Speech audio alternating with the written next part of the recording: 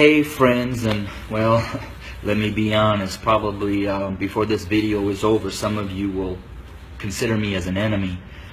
But I wanted to share a couple minutes about my thoughts, not only on the tragedies that we have been experiencing over these past months, and especially these last couple of days with the shootings of our black men, but what I'm coming to learn over my 23-year journey of being a white man, living and ministering amongst my black family here in several inner cities of Chicago.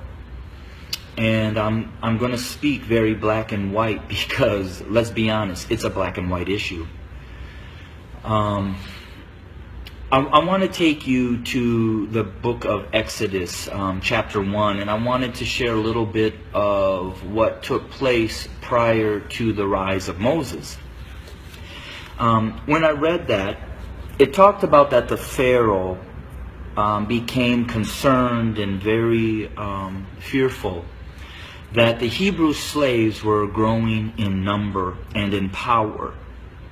So in order to maintain their oppression, he put upon them great labor. He put upon the Hebrew slaves cruelty to keep them down. However, they still grew.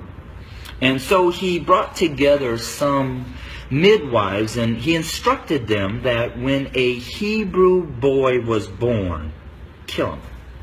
Well, these midwives did not follow, and the Hebrew slaves continued to grow.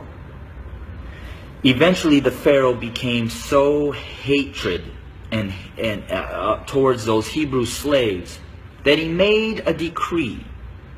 He put out an order that male baby boy Hebrew slaves were to be killed by casting them into the Nile River. Let's look at America. We brought blacks into this country as slaves. We never intended them to be anything other than a slave. But they began to grow in number and in power, and eventually they fought their way to some freedom.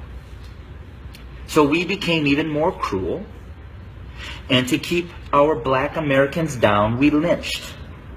But yet they rose. So then we used the welfare system, the criminal justice system, to keep them down, to contain them, to destroy them. But yet they rose, and they're rising. Then we built prisons and jails to hold them. Yet they rose. And so now we are doing exactly what the Pharaoh did at the end, sending out a decree: kill them.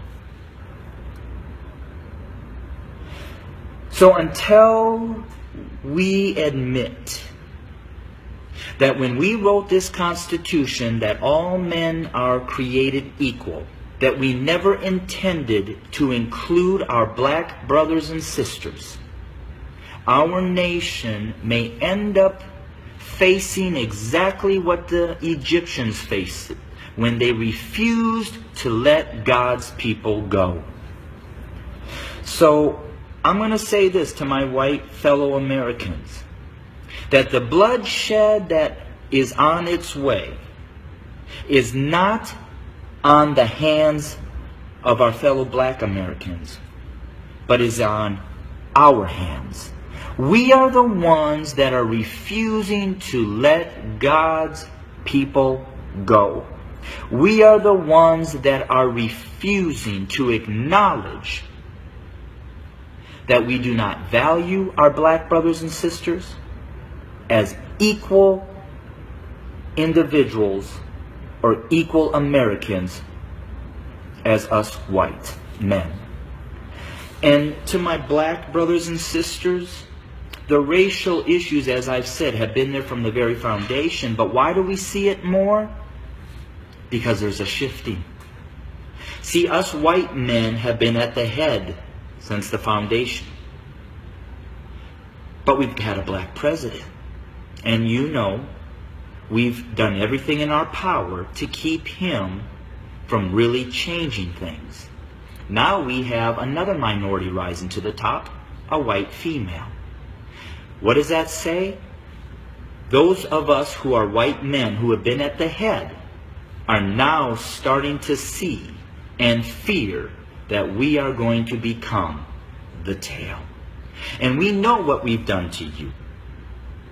And so now we're fearful that you're going to do to us what we have done to you.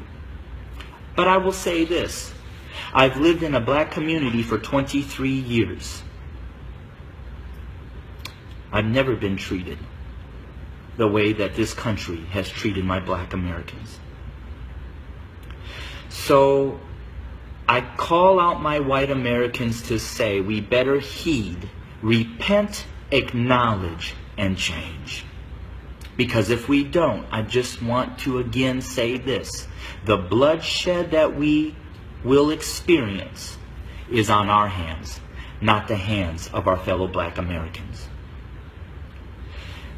I welcome your comments. I welcome your feedback. Hit me up on Facebook or go to my webpage at www.studio2911.org. Again, that's studio2911.org. I don't necessarily know the answer, except for us white Americans need to repent, acknowledge the lies that we have taught, acknowledge our value system of equality. It is not here, and it does not include our black brothers and sisters. And we need to change, and we need to change now. Thanks for your time. Bless you.